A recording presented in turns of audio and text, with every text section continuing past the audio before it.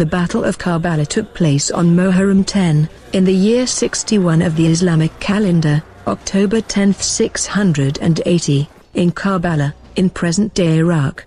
On one side of the highly uneven battle were a small group of supporters and relatives of Muhammad's grandson, Hussein ibn Ali. And on the other was a large military detachment from the forces of Yazid, the Umayyad Caliph.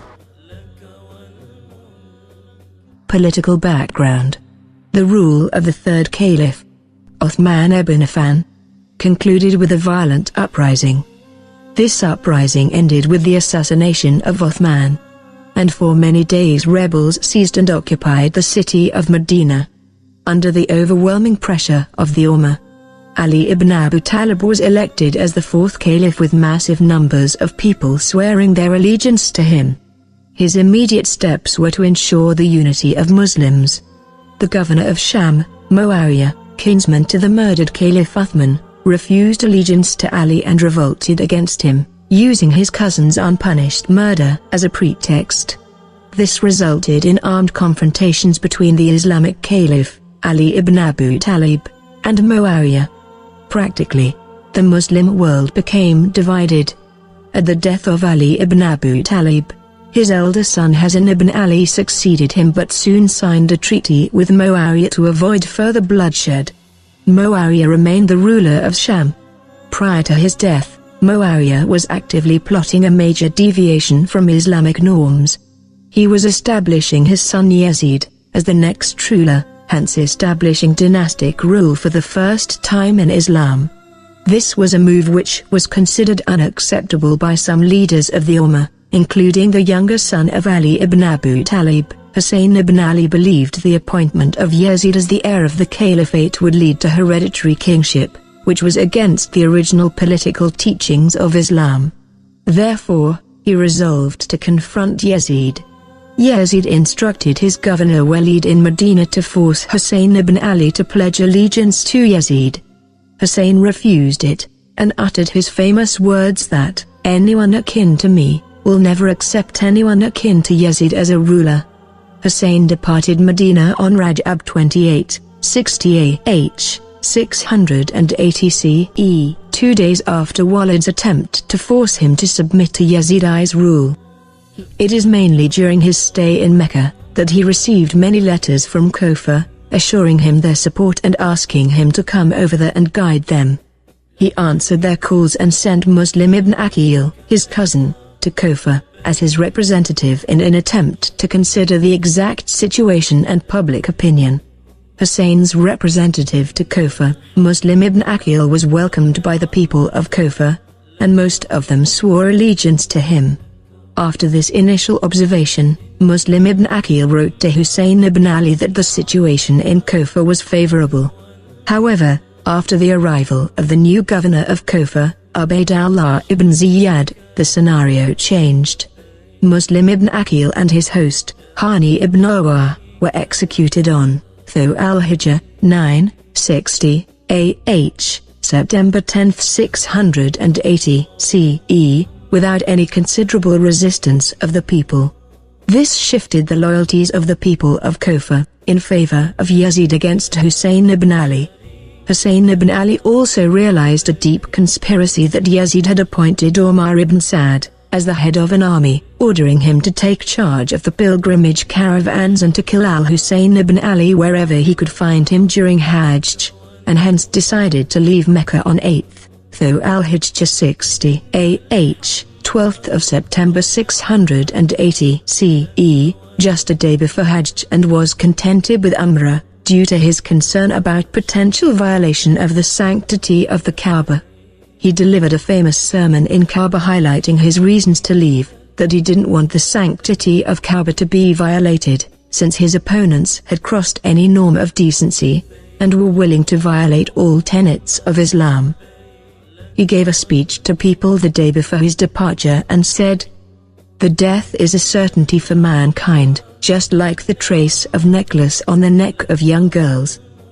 And I am enamored of my ancestors like eagerness of Jacob to Joseph. Everyone who is going to devote his blood for our sake and is prepared to meet Allah, must depart with us." Ubaydullah ibn Ziyad appointed Umar ibn Sa'd to command the battle against Hussein ibn Ali. At first Umar ibn Sa'd rejected the leadership of the army but accepted after Ibn Ziyad threatened to take away the governorship of Ray city, and put Shimr ibn Ziljawshan in his place. Umar ibn Sa'd moved towards the battlefield with an 80,000-strong army and arrived at Karbala on Muharram 2, 61 AH, October 3, 680 CE. Ibn Ziyad sent a brief letter to Umar ibn Sa'd that commanded, "Prevent Hussein and his followers from accessing water and do not allow them to drink a drop." Ibn Sa'd followed the orders, and 5,000 horsemen blockaded the river of Al-Furat. One of Hussein's followers met Umar ibn Sa'd, and tried to negotiate some sort of access to water but was denied. Umar ibn Sa'd received an order from Ibn Ziyad to start the battle immediately, and not to postpone it further. The army started advancing toward Hussein's camp on the afternoon of Muharram 9th. At this point, Hussein sent Abbas ibn Ali to ask Ibn Sa'd to wait until the next morning, so that he and his men could spend the night praying. Ibn Sa'd agreed to the respite. On the night before the battle, Hussein gathered his men and told them that they were all free to leave the camp in the middle of the night, under cover of darkness, rather than face certain death if they stayed with him. None of Hussein's men defected and they all remained with him. Hussein and his followers held a vigil, and prayed all night. Start of the day of the battle. On Muharram 10th, also called Ashura, Hussein ibn Ali completed the morning prayers with his companions. He appointed Zuhair ibn al-Kain to command the right flank of his army, Habib ibn Muzahir to command the left flank, and his half-brother, Abbas ibn Ali, as the standard-bearer. Hussein ibn Ali's companions numbered 32 horsemen and 40 infantrymen. Hussein rode on his horse, Thu al-Jannah. Hussein ibn Ali called the people around him to join him for the sake of Allah, and to defend Muhammad's family. His speech affected Al-Hur ibn Yazid al-Ri'ahi, the commander of the Tamim and Hamdan tribes, who had stopped Hussein from his journey. He abandoned Umar ibn Sa'd and joined Hussein's small band of followers. On the other side, Yazid had sent Shimr, his chief commander, to replace Umar ibn Sa'd as the commander. The battle starts. Umar ibn Sa'd advanced and fired an arrow at Hussein ibn Ali's army, saying, "Give evidence before the governor that I was the first thrower." Ibn Sa'd's army started showering Hussein's army with arrows. Hardly any men from Hussein ibn Ali's army escaped from being shot by an arrow. Both sides began fighting. The first skirmish was between the right flank of Imam Hussein's army with the left of the Sham army. A couple of dozens men under the command of Zuhair ibn Kain fought heroically and repulsed the initial infantry attack, and in the process destroyed the left flank of the Sham army, which in disarray collided with the middle of the army. Seeing this, the Sham army quickly retreated and broke the pre-war verbal agreement of not using arrows and lances. This agreement was made in view of the small number of Hussein ibn Ali's companions. Umar ibn Sa'd, on advice of Umar ibn al-Hajjaj, ordered his army not to come out for any duel, and to attack Hussein ibn Ali's army together. Umar ibn al-Hajjaj attacked Hussein ibn Ali's right wing, but the men were able to maintain their ground, kneeling down as they planted their lances. They were thus able to frighten the enemy's horses. When the horsemen came back to charge at them again, Hussein's men met them with their arrows, killing some of them and wounding others. Umar ibn al-Hajjaj kept saying the following to his men: "Fight those who abandoned their creed, and who deserted the Jama'ah." Hearing him say so, Hussein ibn Ali said to him, "Woe unto you, O Umar! Are you really instigating people to fight me? Are we really the ones who abandoned their creed while you yourself uphold it? As soon as our souls part from our bodies, you will find out who is most worthy of entering the fire." In order to prevent random and indiscriminate showering of arrows on Hussein ibn Ali's camp, which had women and children in it, Hussein's followers went out to single combats. Men like Burair ibn Qadar, Muslim ibn Ozajah, and Habib ibn Muzahir, were slain in the fighting. They were attempting to save Hussein's life by shielding him. Every casualty had a considerable effect on their military strength, since they were vastly outnumbered by Yazid's army. Hussein's companions were coming, one by one, to say goodbye to him, even in the midst of battle. Almost all of Hussein's companions were killed by the onslaught of arrows or lances. After almost all of Hussein's companions were killed, his relatives asked his permission to fight. The men of Banu Hashim, the clan of Muhammad and Ali, went out one by one. Ali al-Akbar ibn Hussein, the middle son of Hussein ibn Ali, was the first one of Hashemite who received permission from his father. Casualties from Banu Hashim were sons of Ali ibn Abi Talib, sons of Hasan ibn Ali, a son of Hussein ibn Ali, a son of Abdullah ibn Ja'far ibn Abi Talib, and Zainab bint Ali, sons of Aqil ibn Abi Talib, as well as a son of Muslim ibn Aqil. There were 72 Hashemites dead in all, including Hussein ibn Ali. Death of Abbas ibn Ali. Al-Abbas ibn Ali advanced towards Al-Furat branch along a dike. Abbas ibn Ali continued his advance into the heart of Ibn Sa'd's army. He was under heavy shower of arrows, but was able to penetrate them and get to the branch, leaving heavy casualties from the enemy.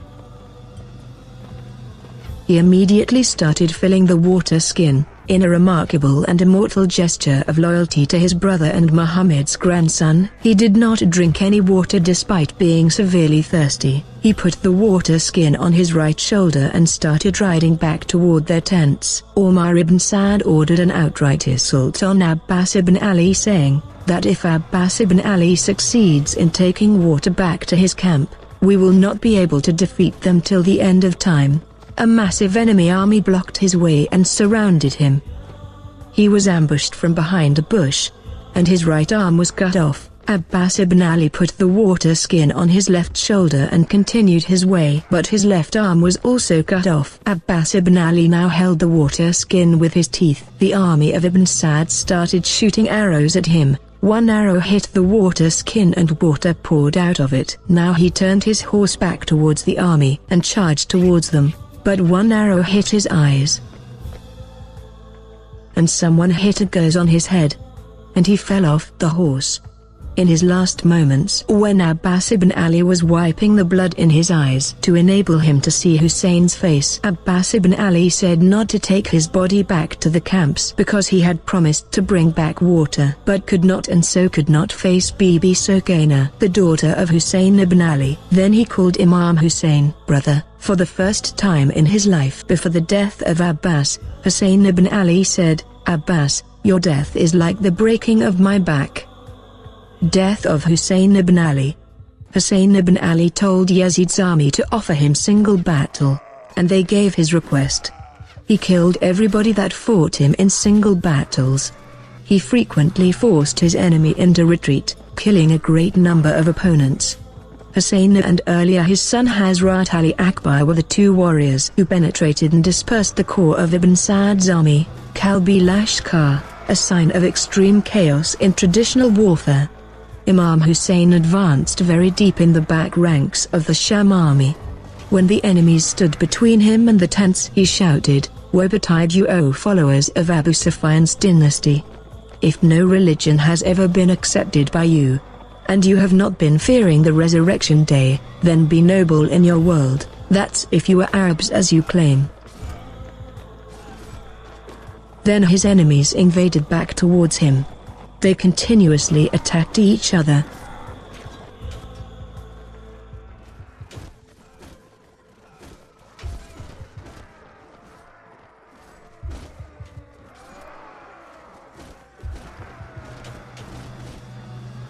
Until his numerous injuries caused him to stay a moment. At this time he was hit on his forehead with a stone. He was cleaning blood from his face, while he was hit on the heart with arrow, and he said, "In the name of Allah, and by Allah, and on the religion of the Messenger of Allah." Then he raised his head up and said, "Oh my God! You know that they are killing a man that there is son of daughter of a prophet on the earth except him. He then grasped and pulled the arrow out of his chest, which caused heavy bleeding. He became very weak and stopped fighting. The soldiers approaching him gave up confrontation, seeing his position. One soldier, however, walked up to Imam Hussein and hit him on his head with his sword. The enemies hesitated to fight Imam Hussein, but they decided to surround him. At this time Abdullah ibn Hassan, an underage boy, escaped from the tents and ran to Hussein. When a soldier intended to slay Hussein, Abdullah ibn Hassan defended his uncle with his arm, which was cut off. Imam Hussein hugged Abdullah, but the boy was already hit by an arrow.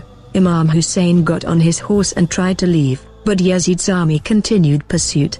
According to tradition, a voice came from skies stating, "We are satisfied with your deeds and sacrifices." Hussein then sheathed his sword and tried to get down from the horse but was tremendously injured, and so the horse let him down.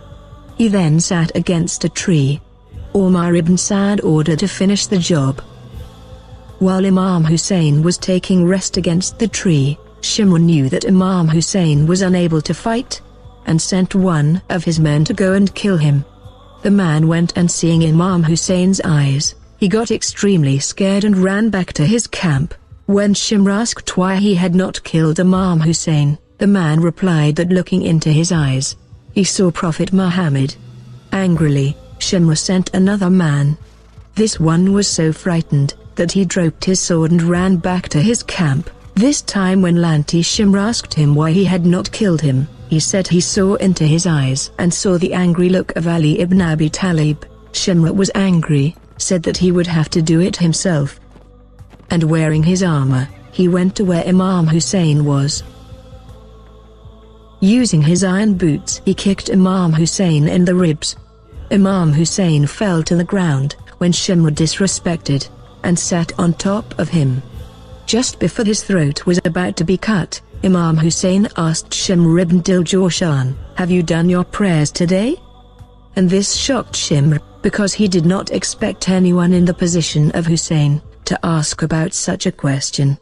Using a blunt knife, he rugged 12 times against Imam Hussein's throat. While his head was on the ground, Shimr removed his head from his body. Lanti Shimr ibn Dil-Jawshan was saying, "I swear by God that I am raising your head, while I know that you are grandson of the Messenger of Allah, and the best of the people by father and mother."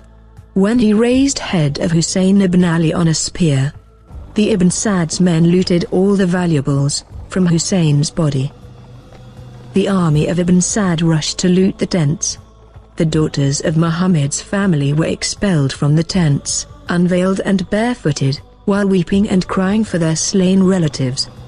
The army set all the tents on fire. The women were asking, "By Allah, will you make us pass the sight of the murder of Hussein?" And when they saw the martyrs and wailed, then Sukaina bint Hussein embraced her father's body until some people dragged her away. Umar ibn Sa'd called volunteering horsemen to trample Imam Hussein's body. 10 horsemen trampled his body such that his chest and back were ground. Traditionally, it is believed that Imam Hussein's body was martyred, but his nur, light, and imamat were passed on to his son Ali, who became Imam Ali. Zain al-Abidin, Sahifa al-Sijadiyya, is a collection of his supplications.